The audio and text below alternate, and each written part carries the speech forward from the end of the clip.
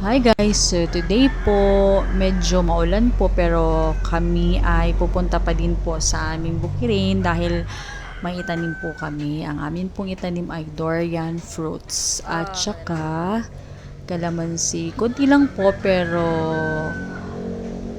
mas mabuti na yung may naitanim. So kami po ay aalis na sa aming bahay. Aalis na po kami.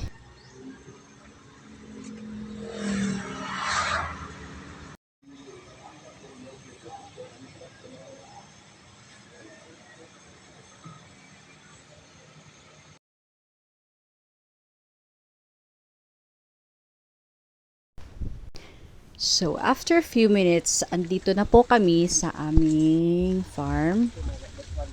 So, ito na po yung aming farm sa ngayon. So, medyo hindi siya masyadong malinis dahil tumubo na po yung mga damo.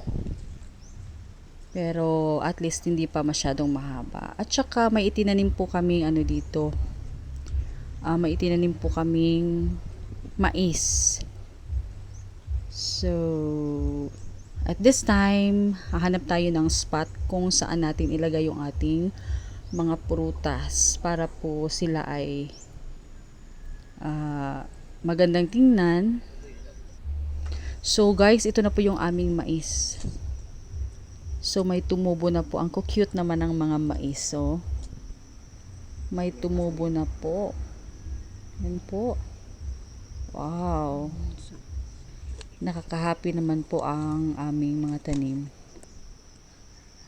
Super cute po sila. So, hahanap po kami ng spot kung saan po namin ilagay yung aming prutas para medyo mainitan din sila at maganda silang tingnan pag sila ay lumaki na. So, first, itanim po namin yung aming kalamansi. Yes, kalamansi po. So, gagawa po tayo ng hole at saka yan. I-press muna natin bago natin kunan ng plastic para po yung mga ugat niya ay hindi po nasisira at yung lupa ay hindi po nahuhulog. So, ganyan po. Be careful po kung tayo ay mag-transfer ng ating mga tanim. Gaya po ng ganyan. So, look at that, oh. May bunga na po siya. Dahil po, ito pong aming itinanim ngayon ay mga grafted. Sabi po nung aming binilhan, after 5 years, kung talagang aalagaan mo ay, ito po ay, ang durian po ay mamunga na po daw kung aalagaan po ng mabuti.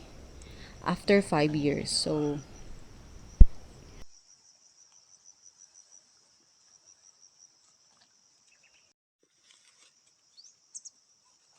dahan-dahan na po kaming nagtanim ng mga prutas para po in the future may naman tayo, may maani or ma-harvest like durian. Kung hindi natin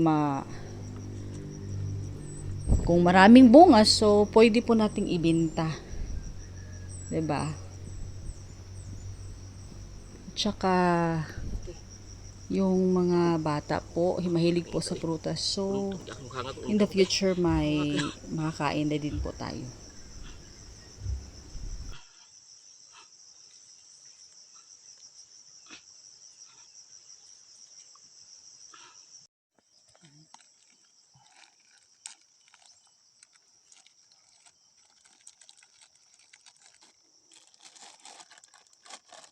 Ugat o, ugat o.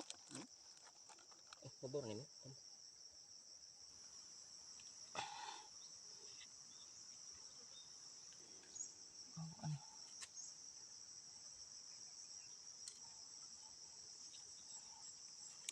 Ikuan man na siya.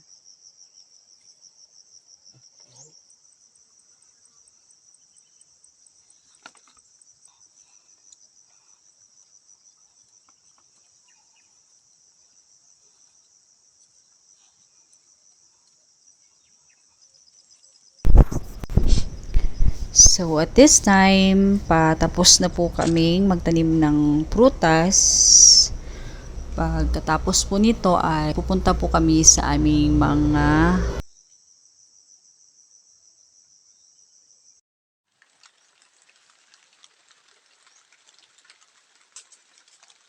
So, check naman po sa aming itinanim na mais. So, yan po dahil pauwi na po kami.